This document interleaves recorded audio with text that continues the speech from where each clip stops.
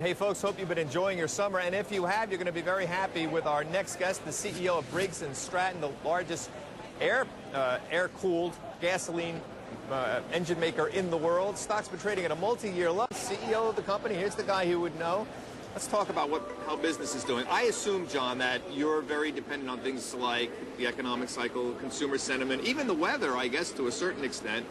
What's moving your stock? What's moving it down? What are you doing to help improve business? Well, first of all, thanks for having us on, Bob. We're here at the Exchange to celebrate our 100th anniversary, being in business for 100 years.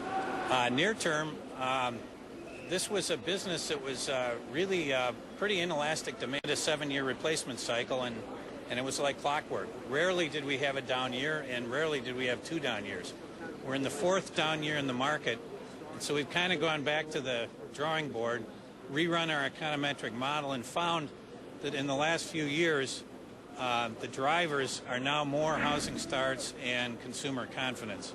So people are, that's a familiar story with consumer durables. So is that what we're waiting for, some kind of bottom in housing at this point?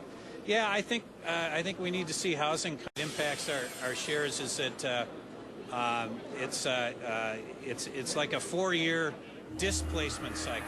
That if we haven't sold a lot of engines for a long time, there's a huge, overhang of demand, and when that breaks loose, little consumer confidence, little uptick in housing, it should be really good for us. What about getting outside the United States a little bit more? I think roughly 90% of your sales are in the United States. No, about 75%. 75? 25%, mostly Europe. And what about costs here? I know obviously metal costs are going up. Are you able to raise prices in this environment? Yes. Briggs and Stratton is, we really kind of came into our own back in the mid-1950s when we developed the aluminum block engine, an engine light enough to push around on a lawnmower. And back then we captured 65% market share. We've had that ever since, believe it or not, through the challenges from the Japanese, challenges from the Chinese. We have an incredibly efficient production manufacturing footprint. For example, we make an engine in Murray, Kentucky. And so we're very cost competitive worldwide. I'm going to let you go back here, but you've got a dividend yield that's very enticing. Yes, 6.8%, not unnoticed by the public. Right. How safe is that dividend?